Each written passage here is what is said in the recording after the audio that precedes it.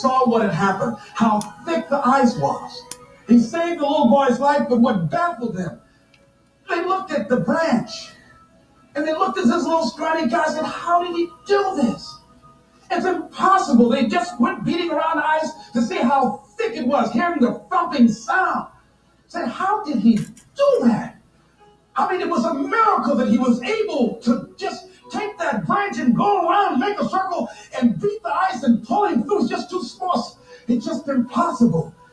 And an old man standing around, hearing the conversation, stepped forward and said, I can tell you how he did it. He didn't have anybody here to tell him he couldn't.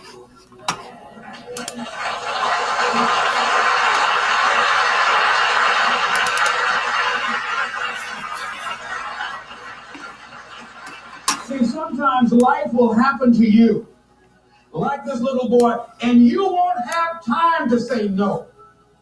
You won't have time to think that you can't do it. The only time you will have is to act, to take the leap of faith and believe that everything is going to be all right. Take that leap of faith, trust yourself, and know within yourself that everything's going to be all right. But aren't there some guarantees you can give us, Les? Yes. What is that? You're going to die. Excuse me? You're going to die. In case you didn't understand that, you can't get out of life alive. So I'm saying to you, you got 6 months to live. Live your life now. Live your dreams now. Start acting like this is your last day on the planet. See, if we decide that we don't need a pronouncement from some physician to say we have 6 months to a year to live in order to really begin to appreciate the beauty of life, in order to really to make some hard decisions in life. See, we have the power in our hands.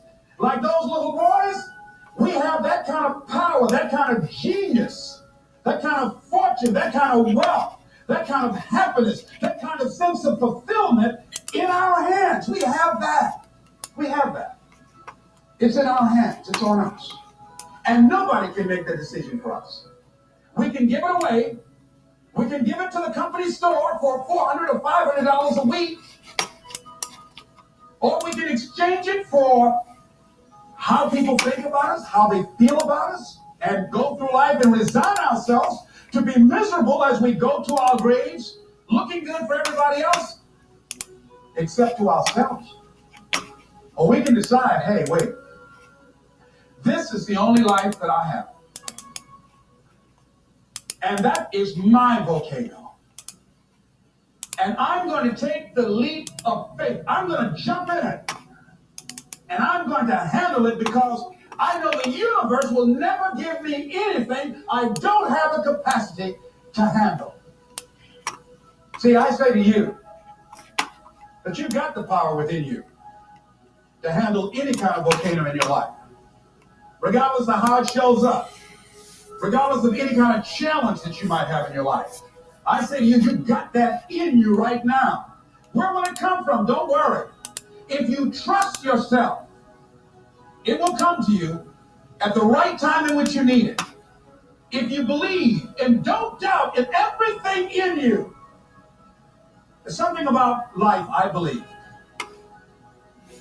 that when a person resolves within themselves that this is how I give my life. This is how I'm unfolding myself into the universe. Dr. Johnny Youngblood out of New York, he said, I must live what's in me. This is why I've got to do this, Les. I must live what's in me. And all of us have something in us that we must live. And if we don't know what it is right now, we must create it or we must find it. All of us have this, whatever this something is. It gives our life that meaning, that value, that power, and that happiness. That happiness that a lot of people just wouldn't understand why you got to do it and why you got to take that mountain on. Don't you know, there'll be people who decided that what they're doing is who they are. They've been acting this way for so long, they think their act is who they are. They've been evading themselves so long and tell that mediocrity is natural to them. They won't understand you. They won't understand why you got to go and do what you got to do. Why you might have to change cities or you got to get another job. Why? What's wrong? This job is paying good. It's not the pay. It's not always the money. Yes, I need money, but I need something else other than money. I need some peace of mind. I need some fulfillment within me. It's not giving me what I want. No. Well, what is it? I don't know. Why you gotta go? Why you going now? I don't want to live this anymore. I'm out of here. Why? I don't expect you to understand. He who knows, no explanation is necessary. And he who does not know, no explanation will suffice. I just got to go and jump in the volcano. Excuse me.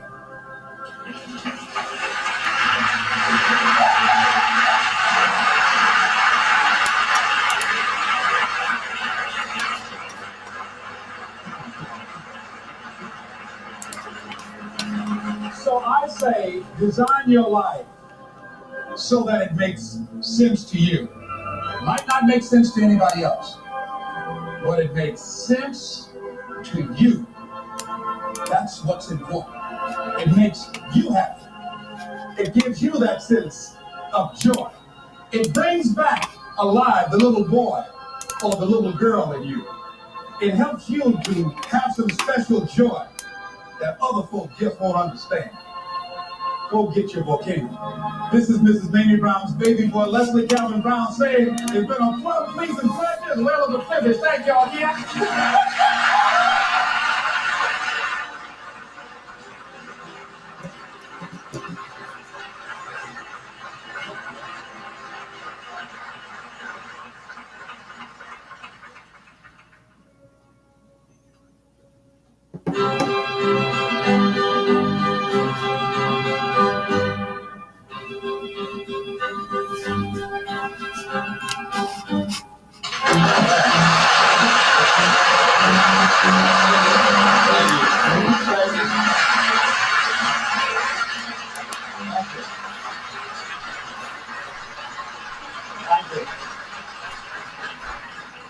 I want to talk to you about critical options.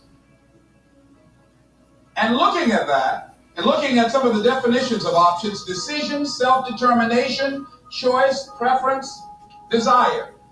I want to share something with you that's relative to critical options, because we all have them in our lives. And I want to ask you a question. What is the focus of your life? What is the focus of your life? In life, you have a critical option.